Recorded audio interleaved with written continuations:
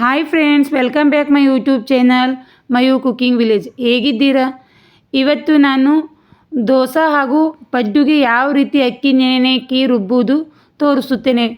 ತುಂಬ ಸರಿಯಾಗಿ ಅಳತೆಯಲ್ಲಿ ಹೋಟೆಲ್ ಸ್ಟೈಲ್ ದೋಸೆ ಬರುತ್ತದೆ. ಮೊದಲು ಒಂದು ಪಾತ್ರೆಗೆ 4 ಗ್ಲಾಸ್ ರೇಷನ್ ಅಕ್ಕಿಯನ್ನು ತೆಗೆದುಕೊಳ್ಳಿ. ನೋಡಿ, 3 ಗ್ಲಾಸ್ ಇನ್ನೊಂದು 4 ಗ್ಲಾಸ್ ಅಕ್ಕಿ ತೆಗೆದುಕೊಂಡರೆ ಸಾಕಾಗುತ್ತದೆ. ಅಳತೆ ಚೆನ್ನಾಗಿದ್ದರೆ ಯಾವುದೇ ಆದರೂ ಅಡುಗೆ ತುಂಬಾ ಚೆನ್ನಾಗಿ ಬರುತ್ತದೆ. ವಿಡಿಯೋ ಕೊನೆಯವರೆಗೂ ನೋಡಿ, ನಿಮಗೆ ಅರ್ಥವಾಗುತ್ತದೆ. ಹಾಗೂ ನನ್ನ ಚಾನಲ್ಗೆ ಸಬ್ಸ್ಕ್ರೈಬ್ ಆಗಿಲ್ಲ ಅಂದರೆ ಸಬ್ಸ್ಕ್ರೈಬ್ ಆಗಿ. ನೋಡಿ, ರೇಷನ್ ಅಕ್ಕಿ ಇರುವುದರಿಂದ 4ರಿಂದ 5 ಸಲ ಚೆನ್ನಾಗಿ ತೊಳೆದುಕೊಳ್ಳಿ. ಸ್ವಲ್ಪ ಗಲೀಜಿರುವುದರಿಂದ 4-5 ಸಲ ತೊಳೆದುಕೊಂಡರೂ ನಡೆಯುತ್ತದೆ. ಇನ್ನೊಂದು ಪಾತ್ರೆಗೆ 1 ಗ್ಲಾಸ್ ಉದ್ದಿನಬೇಳೆ, ಅರ್ಧ ಗ್ಲಾಸ್ ಕಡಲೆಬೇಳೆ ಹಾಗೂ 2 ಸ್ಪೂನ್ ಮೆಂತ್ಯವನ್ನು ತೆಗೆದುಕೊಳ್ಳಿ. ಇದಕ್ಕೂ ನೀರನ್ನು ಹಾಕಿ ಚೆನ್ನಾಗಿ ತೊಳೆದುಕೊಳ್ಳಿ. 2 ಸಲ ತೊಳೆದುಕೊಂಡರೂ ನಡೆಯುತ್ತದೆ. ಮತ್ತು ಇನ್ನೊಂದು ಪಾತ್ರೆಗೆ ಅರ್ಧ ಗ್ಲಾಸ್ ಗಟ್ಟಿ ಅವಲಕ್ಕಿಯನ್ನು ತೆಗೆದುಕೊಳ್ಳಿ. ನಾವು ನಾಷ್ಟ ಮಾಡ್ತೀವಲ್ಲ, ಅದೇ ಅವಲಕ್ಕಿಯನ್ನು ತೆಗೆದುಕೊಳ್ಳಿ. ಅವಲಕ್ಕಿ ಹಾಕುವುದರಿಂದ ತುಂಬಾ ಚೆನ್ನಾಗಿ ಬರುತ್ತದೆ. ಇದಕ್ಕೆ ನೀರನ್ನು ಹಾಕಿ ಚೆನ್ನಾಗಿ ತೊಳೆದುಕೊಳ್ಳಿ. ನೋಡಿ, ಎಲ್ಲವೂ ಚೆನ್ನಾಗಿ ತೊಳೆದ ನಂತರ ಇದಕ್ಕೆ ಬೇಳೆ, ಅಕ್ಕಿ, ಅವಲಕ್ಕಿ ಮುಳುಗುವಷ್ಟು ನೀರನ್ನು ಹಾಕಿಕೊಳ್ಳಿ. ಸುಮಾರು 8 ಗಂಟೆಗಳ ಕಾಲ ನೆನೆಯಲು ಬಿಡಬೇಕು. ಇದಕ್ಕೆ ಒಂದು ಪ್ಲೇಟನ್ನು ಮುಚ್ಚಿ 8 ಗಂಟೆ ನೆನೆಯಲು ಬಿಡಿ. 8 ಗಂಟೆಗಳ ನಂತರ ಯಾವ ರೀತಿ ನೆನೆದಿದೆ ನೋಡಿ, ತುಂಬಾ ಸಾಫ್ಟಾಗಿ ನೆನೆದಿರುತ್ತದೆ. ನೋಡಿ, ಇಲ್ಲಿ ಅಕ್ಕಿ ಹಾಗೂ ಅವಲಕ್ಕಿ, ಬೇಳೆ ಎಲ್ಲನೂ ತುಂಬ ಚೆನ್ನಾಗಿ ನೆನೆದಿದೆ. ಈ ರೀತಿ ನೆನೆದರೆ ದೋಸೆ ಹಾಗೂ ಪಡ್ಡು ತುಂಬಾ ಚೆನ್ನಾಗಿ ಬರುತ್ತದೆ. ಒಂದು ಮಿಕ್ಸರ್ ಜಾಲಿಗೆ ಮೊದಲು ಅವಲಕ್ಕಿಯನ್ನು ಹಾಕಿ ನುಣ್ಣಗೆ ರುಬ್ಬಿಕೊಳ್ಳಿ. ಎಷ್ಟು ಚೆನ್ನಾಗಿ ರುಬ್ಬಿಕೊಳ್ಳುತ್ತೇವೆ ಅಷ್ಟು ಚೆನ್ನಾಗಿ ದೋಸೆ ಹಾಗೂ ಪಡ್ಡು ಬರುತ್ತದೆ. ನಾವು ಒಂದೇ ಬ್ಯಾಟರಲ್ಲಿ 2 ರೆಸಿಪಿ ಮಾಡಿಕೊಳ್ಳಬಹುದು. ನೋಡಿ, ಈ ರೀತಿ ನುಣ್ಣಗೆ ರುಬ್ಬಿ ಒಂದು ಪಾತ್ರೆಗೆ ಹಾಕಿಕೊಳ್ಳಿ. ಇದೇ ರೀತಿ ಅಕ್ಕಿ, ಬೇಳೆ ಎಲ್ಲನೂ ಚೆನ್ನಾಗಿ ರುಬ್ಬಿಕೊಳ್ಳಬೇಕು.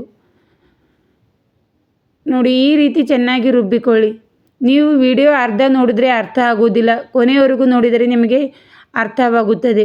ನೋಡಿ, ಈ ರೀತಿ ನುಣ್ಣಗೆ ರುಬ್ಬಿದ ನಂತರ ಅದೇ ಪಾತ್ರೆಗೆ ಹಾಕಿಕೊಳ್ಳಿ.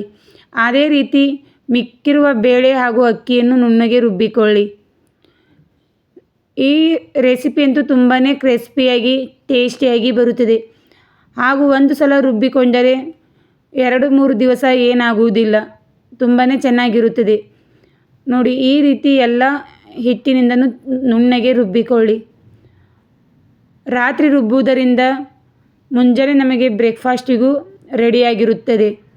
ನೋಡಿ, ಈ ರೀತಿ ಎಲ್ಲ ಹಿಟ್ಟನ್ನು ರುಬ್ಬಿಕೊಳ್ಳಿ. ಮಕ್ಕಳ ಟಿಫಿನಿಗೂ ಕೊಡಬಹುದು. ಪಡ್ಡು ತುಂಬಾ ಸಾಫ್ಟಾಗಿ ಬರುತ್ತದೆ. ದೋಸೆ ಕ್ರಿಸ್ಪಿಯಾಗಿ ಬರುತ್ತದೆ. ಒಂದು ಸಲ ಈ ರೀತಿ ಮಾಡಿಕೊಳ್ಳಿ, ನಿಮಗೂ ತುಂಬ ಇಷ್ಟವಾಗುತ್ತದೆ. ಈ ರೀತಿ ಎಲ್ಲ ಹಿಟ್ಟು, ಅಕ್ಕಿ, ಬೇಳೆ ಎಲ್ಲ ರುಬ್ಬಿದ ನಂತರ ಈ ಹಿಟ್ಟನ್ನು ಚೆನ್ನಾಗಿ ಮಿಕ್ಸ್ ಮಾಡಿಕೊಳ್ಳಿ. ಸುಮಾರು 3 ನಿಮಿಷ ಚೆನ್ನಾಗಿ ಮಿಕ್ಸ್ ಮಾಡಿಕೊಳ್ಳಬೇಕು. ನಾವು ಎಷ್ಟು ಚೆನ್ನಾಗಿ ಮಿಕ್ಸ್ ಮಾಡುತ್ತೇವೆ ಅಷ್ಟು ಚೆನ್ನಾಗಿ ಬರುತ್ತದೆ. ನೋಡಿ, ಈ ರೀತಿ ಮಿಕ್ಸ್ ಮಾಡಿದ ನಂತರ ಮುಚ್ಚಳ ಮುಚ್ಚಿ ಬಿಡಿ. ಸುಮಾರು 8ರಿಂದ 10 ಗಂಟೆಗಳ ಕಾಲ ನೆನೆಯಲು ಬಿಡಿ. ನೋಡಿ, ಮುಂಜಾನೆ ಎಷ್ಟು ಚೆನ್ನಾಗಿ ಉಬ್ಬಿ ಬಂದಿದೆ. ನಾನು ಸ್ವಲ್ಪ ಹಿಟ್ಟು ಬೇರೆ ಪಾತ್ರೆಗೆ ಹಾಕಿದ್ದೀನಿ. ಹಿಟ್ಟು ಜಾಸ್ತಿ ಉಬ್ಬಿ ಬಂದಿತ್ತು, ಅದಕ್ಕೋಸ್ಕರ. ನೋಡಿ, ಈ ರೀತಿ ಚೆನ್ನಾಗಿ ಮಿಕ್ಸ್ ಮಾಡಿಕೊಳ್ಳಿ. ಒಂದು ಪಾತ್ರೆಗೆ ಹಿಟ್ಟನ್ನು ತೆಗೆದುಕೊಂಡು ಮಿಕ್ಕಿರುವ ಹಿಟ್ಟನ್ನು ಅದೇ ರೀತಿ ಮುಚ್ಚಿಡಿ. ಫ್ರಿಜ್ಜಲ್ಲಿ ಇಟ್ಟರೆ 3 ದಿವಸ ಹಾಳಾಗುವುದಿಲ್ಲ. ಇದಕ್ಕೆ ರುಚಿಗೆ ತಕ್ಕಷ್ಟು ಉಪ್ಪನ್ನು ಸೇರಿಸಿಕೊಳ್ಳಿ. ಇದಕ್ಕೆ ಅಡುಗೆ ಸೋಡಾ ಏನೂ ಹಾಕುವ ಅವಶ್ಯಕತೆ ಇರುವುದಿಲ್ಲ. ತಿಂಬ ಸೋಡಾ ಹಾಕುವುದರಿಂದ ಅಷ್ಟೇನು ಒಳ್ಳೆಯದು ಅಲ್ಲ ಆರೋಗ್ಯಕ್ಕೂ. ಅದಕ್ಕೋಸ್ಕರ ನಾವು ಸೋಡಾ ಹಾಕದೆ ಅದೇ ರೀತಿ ಮಾಡಿಕೊಳ್ಳಬಹುದು. ಗ್ಯಾಸ್ ಮೇಲೆ ಪಡ್ಡು ಕಲ್ಲಿಟ್ಟು ಅದಕ್ಕೆ ಸ್ವಲ್ಪ ಎಣ್ಣೆಯನ್ನು ಹಾಕಿಕೊಳ್ಳಿ. ನೋಡಿ, ಈ ರೀತಿ ಎಲ್ಲದಕ್ಕೂ ಎಣ್ಣೆ ಹಾಕಿದ ನಂತರ ಕಾಯಲು ಬಿಡಿ. ಇದು ಚೆನ್ನಾಗಿ ಕಾದಿರಬೇಕು. ಇದು ಕಾದ ನಂತರ ಇದಕ್ಕೆ ಸ್ವಲ್ಪ ಸ್ವಲ್ಪ ಹಿಟ್ಟನ್ನು ಹಾಕಿಕೊಳ್ಳಿ. ಈ ರೀತಿ ಎಲ್ಲ ಸಾಚೆಯಲ್ಲಿ ಹಿಟ್ಟನ್ನು ಹಾಕಿಕೊಂಡು ಬಿಡಿ. ತುಂಬಾ ಸಾಫ್ಟಾಗಿ ಫ್ಲಫಿಯಾಗಿ ಈ ಪಡ್ಡು ಬರುತ್ತದೆ. ನಿಮಗೆ ಬೇಕಾದರೆ ಇದರಲ್ಲಿ ತರಕಾರಿ, ಜೀರಿಗೆ, ಮಸಾಲ ಪಡ್ಡು ಮಾಡಿಕೊಳ್ಳಬಹುದು. ನಾನು ನಿಮಗೆ ತೋರಿಸೋಕ್ಕೋಸ್ಕರ ಸಾದಾ ಪಡ್ಡು ಮಾಡ್ತಾಯಿದ್ದೀನಿ.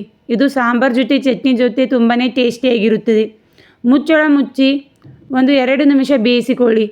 ನೋಡಿ ಎಷ್ಟು ಫ್ಲಫಿಯಾಗಿ ಬಂದಿದೆ. ಇದೇ ರೀತಿ ನಿಮಗೂ ಬರುತ್ತದೆ. 2 ಕಡೆ ಚೆನ್ನಾಗಿ ಬೇಯಿಸಿಕೊಳ್ಳಬೇಕು. ನೋಡಿ ಯಾವ ರೀತಿ ಕಲರ್ ಬಂದಿದೆ. ಇದನ್ನು ಇನ್ನೂ 1 ನಿಮಿಷ ಬೇಯಿಸಿಕೊಂಡರೆ ಸಾಕಾಗುತ್ತದೆ. ನಾವು ಮೊದಲೇ ಎಣ್ಣೆ ಹಚ್ಚುವುದರಿಂದ ಅಂಟುವುದಿಲ್ಲ. ನೋಡಿ ಎಷ್ಟು ಚೆನ್ನಾಗಿ ಫ್ಲಫಿಯಾಗಿ ಬಂದಿದೆ ಹಾಗೂ ತುಂಬಾ ಸಾಫ್ಟಾಗಿ ಮಾಡಿಕೊಳ್ಳಬಹುದು. ಹಾಗೂ ಒಂದೇ ರೀತಿ ತಿಂದು ಬೇಜಾರಾದರೆ ಇದರಲ್ಲಿ ತರಕಾರಿ ಏನು ಹಾಕಿ ಮಾಡಿಕೊಂಡರೂ ತುಂಬ ಟೇಸ್ಟಿಯಾಗಿರುತ್ತದೆ. ನೋಡಿ ಇನ್ನೂ ಸ್ವಲ್ಪ ಹಿಟ್ಟಿಗೆ ರುಚಿಗೆ ತಕ್ಕಷ್ಟು ಉಪ್ಪನ್ನು ಸೇರಿಸಿಕೊಂಡು ಮಿಕ್ಸ್ ಮಾಡಿಕೊಳ್ಳಿ. ಗ್ಯಾಸ್ ಮೇಲೆ ತವನಿಟ್ಟು ಕಾಯಲು ಬಿಡಿ. ತವ ಚೆನ್ನಾಗಿ ಕಾದಿರಬೇಕು. ಇದಕ್ಕೆ 1-2 ಸೌಟು ಹಿಟ್ಟನ್ನು ಹಾಕಿ ಚೆನ್ನಾಗಿ ದೋಸೆ ರೀತಿ ಹಾಕಿಕೊಳ್ಳಿ. ನಿಮಗೆ ಎಷ್ಟು ತೆಳು ಬೇಕೋ ಅಷ್ಟು ತೆಳು ಮಾಡಿಕೊಳ್ಳಿ. ಈ ರೀತಿ ದೋಸೆ ಹಾಕಿದ ನಂತರ ಇದರ ಮೇಲೆ 1 ಸ್ಪೂನ್ ಎಣ್ಣೆಯನ್ನು ಹಾಕಿಕೊಳ್ಳಿ. ನೋಡಿ ಈ ರೀತಿ ಚೆನ್ನಾಗಿ ಎಣ್ಣೆ ಹಾಕಿ ಕಲರ್ ಚೇಂಜ್ ಆಗುವವರೆಗೂ ಬಿಡಿ.